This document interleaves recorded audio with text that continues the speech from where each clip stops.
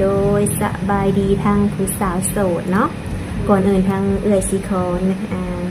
อยากถามซื้อน้องละมีซื้อวันใดสี่ร้อย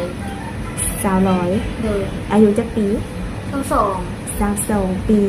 โอ้อายุ22 ปีที่ผ่านมาเคยโอลมผู้บ่าวบ่แบบใจผู้บ่าวแบบว่าบ่แบบลมผู้บ่าวทั่วไปนะน้องละจะลมเคยลมอยู่เนาะแต่ว่าแบบเคยสั่งครอบครัวบ่เคยโอ้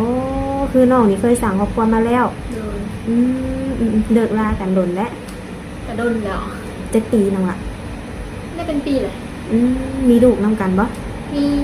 จะคนเดียวเนาะโอ้ตอนนี้ลูกนี่อยู่น้ำไผ่อยู่น้ำเฮาโอ้อยู่น้ำน้องเองเนาะเลยโอ้ลูกได้จะปีแล้วน้องละ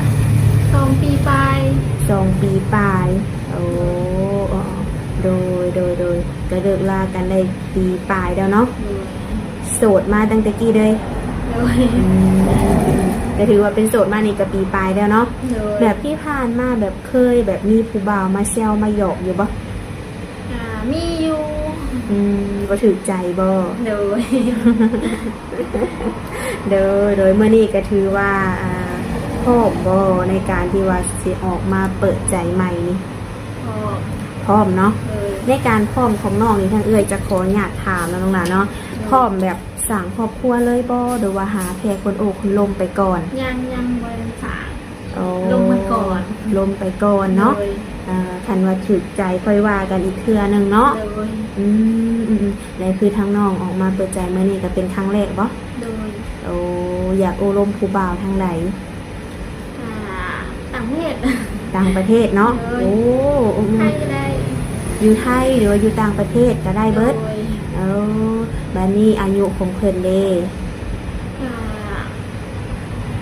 แล้วแต่เขาเป็นไงแล้วแบบเบิ่งแย่งเขาได้นะโดยอายุนี่แล้วแต่สิหน่อยสิหลายก็แค่ว่าเบิ่งแย่งน้องได้และครอบครัวเนาะโอ้ในทางน้องนี่แบบต้องได้จำกัดว่าต้องเป็นคนรวยบ่ได้จำกัดเพราะแต่ว่าเขาเว้าเข้าใจกันรวมเข้าใจกันก็ถือว่าโอเคเนาะโอ้โดยทุกแบบรูปร่างหน้าตาเพิ่นได้น้องละมักคนแบบ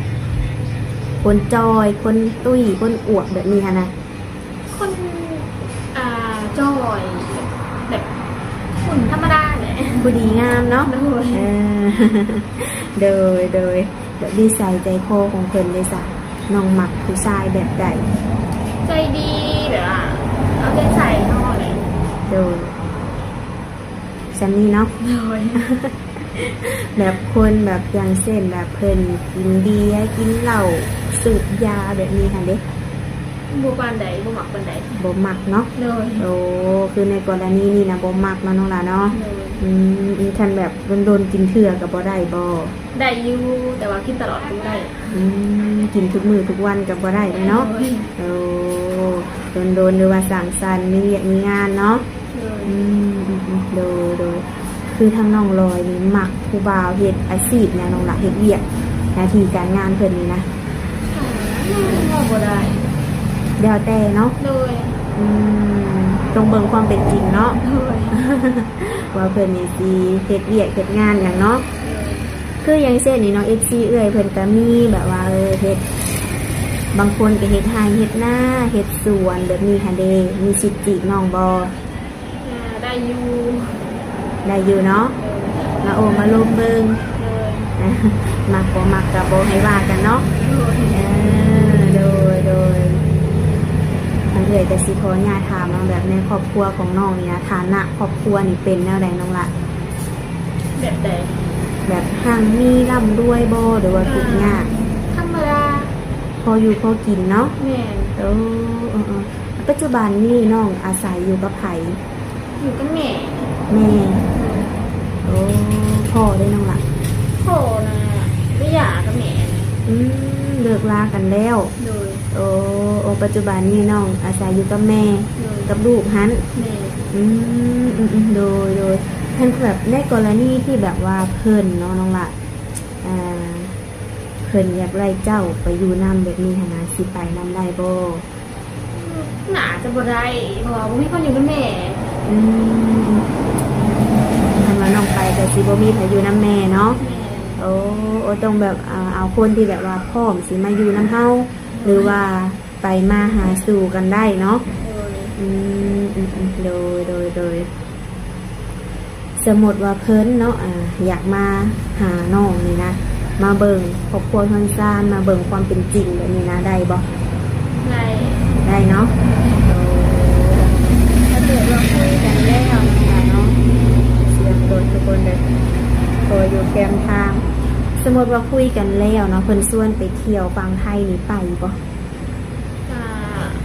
ไปได้ ไปได้อยู่เนาะโอ้มีแบบตอนนี้มีบัตรมีหยังแล้วบ่ ยัง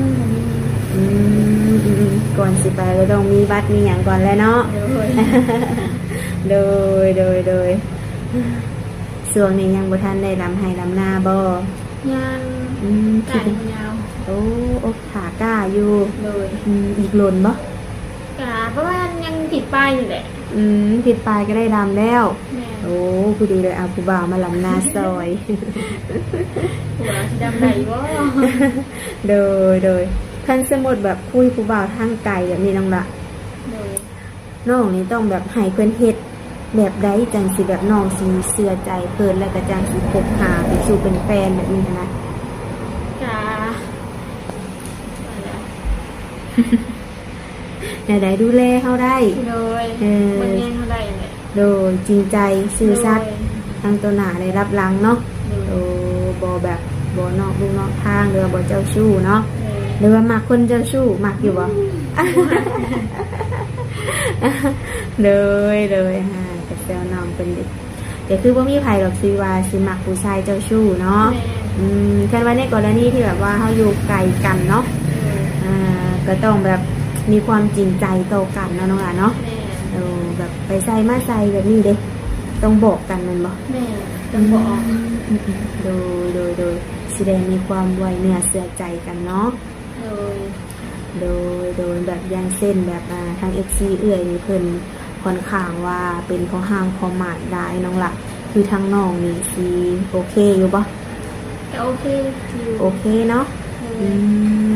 โดยแบบอายุเพิ่นกันค่อนข้างว่าหลายอยู่ได้น้องละ60แบบนี้นะ แต่ได้อีกแล้วดูแลเขาได้ หลักๆก็คือขอแค่ความดูแลเนาะ โดย ดูแลตัวถึงก็ถือว่าพกพาได้เนาะและสมมติว่าเนาะโอ้ร่วมกันเนาะน้องหลานเนาะคือทั้งน้องนี่สิร่มประมาณจักเดือนจังสิตัดสินใจแบบพกพาเป็นชู้เป็นแฟนเปิดเผยแบบนี้นะ เดือนหนึ่งโอ้ถือว่าเวลานี่บอ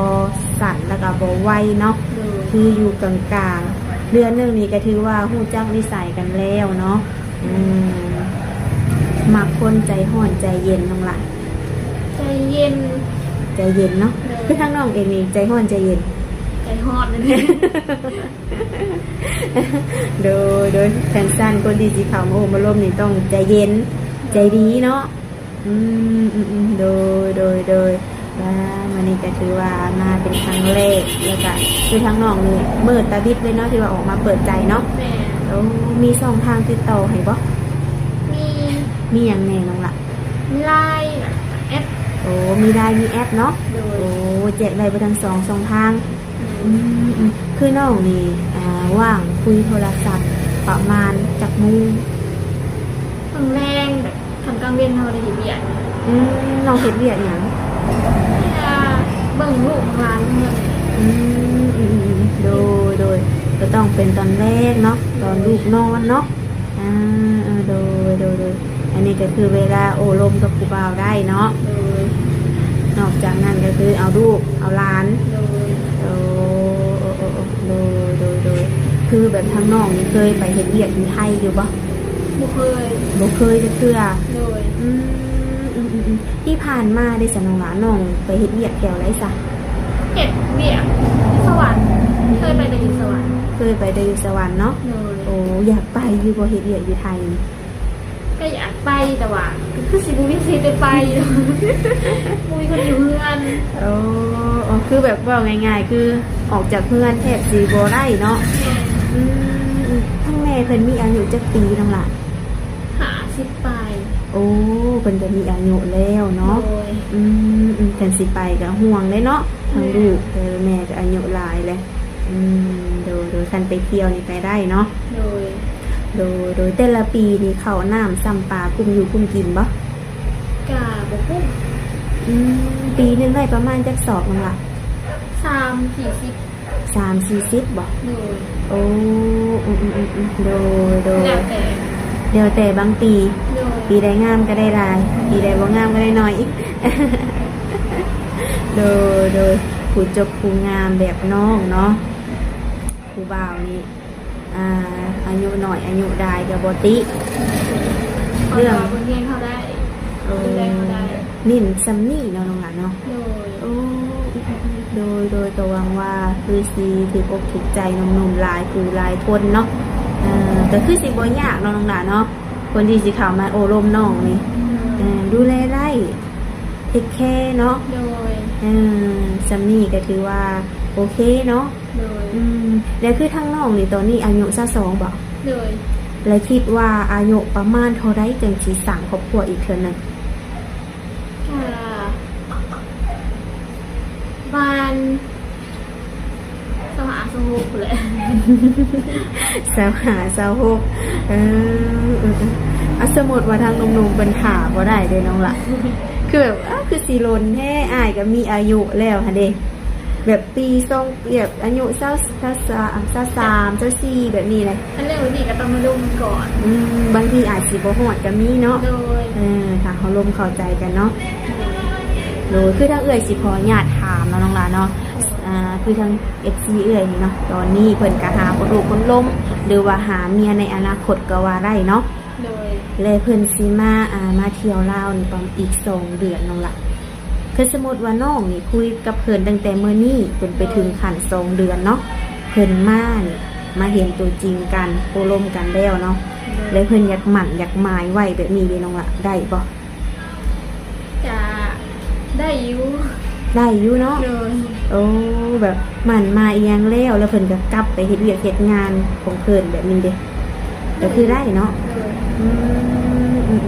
เวลา2 เดือนถ้าว่าเพิ่นพิสูจน์ให้เฮาเห็นเนาะว่าเพิ่นสามารถซัพพอร์ตเฮาดูแลเฮาได้เนาะ โดย ก็ถือว่าคันมาแล้วหมั่นหมายไว้ก็คือได้เนาะ โดย วันนี้ค่ะสินสอดอยู่บ้านน้องเด้ประมาณเท่าไหร่ ประมาณเป็นเงินบาทบอก โดยเงินบาทเงินกีบก็ได้นั่นล่ะ กาแสนบอก ประมาณแสนบาทบ่มีคำบ่ มี คำจักบาท คำ2 บาท คำ2 บาท โดย เงิน100,000คำ2 บาท มีงัวบ่น้องล่ะ มี งัวจักโต งัว2 ตัว งัว2 โตเนาะ โดย อันนี้ก็สิถามข้าวๆเนาะเพื่อว่าFC เอื้อยเพิ่นเป็นไงเพิ่นก็ต้องเลยเบิ่งคลิปนี้อยู่แล้วเนาะลองพิจารณาเบิ่งคันสมมุติว่าเพิ่นโตลงมาเด้น้องล่ะจัก100,000คำ1 บาทแบบนี้เด้ จะได้ ได้เนาะ ลงกัน รวมกันก่อนเนาะโดยเพื่อถึกใจกันเนาะ โดยแต่เพื่อนนี่ก็คือแบบน้องบ่ได้เลือกหน้าตาหุ่นห้อยเพิ่นแล้วว่าเพิ่นเป็นคนอุบอวบ ได้อยู่ ได้อยู่เนาะเวลากอดจังอุ่นวะ โดยคือแบบคือน้องออกมาข้างนอกแบบนี้นะแม่บ่เอาดุ แม่กระลานบน โดยคือแบบน้องกับทางอดีตเก่านี่นะอย่าห่างกันไปที่เรียบร้อยเนาะ โดย สมมติว่าน้องมีครอบครัวใหม่กับบ่มีการหึงหวงแล้วว่า บ่มี เนาะโดยก็ถือว่าจบกันเป็นที่เรียบร้อยเนาะคันว่าคนใหม่สิเข้ามาก็ถือว่าไว้เนื้อเชื่อใจได้เนาะกับคนเก่าเนาะบ่กลับไปแน่นอนแม่นบ่ โดยมีแต่ไว้สิเปิดโอกาสในคนใหม่เนาะ โดย โดยจังใดก็ดังเลยกับถามขอ ข้อมูลของน้องก็ถือว่าค่อนข้างว่าล้นเติบเนาะส่วนคำใดที่ว่าทั้งเอื้อยบ่ได้ถามก็ปล่อยให้ทางหนุ่มๆเพิ่นเขามาถามเอาเองเนาะโอลมกันเบิ่งจังใดก็ทั้งเอื้อยก็สิได้เอาทางติดต่อเอาไลน์กับแอปเนาะมาแจกให้ทางหนุ่มๆเพิ่นไว้ให้น้องศึกษาเบิ่งใจกันเอาเองเนาะ ไว้พบพอกันในคลิปหน้าเด้อน้องลาเด้อโดยสบายดี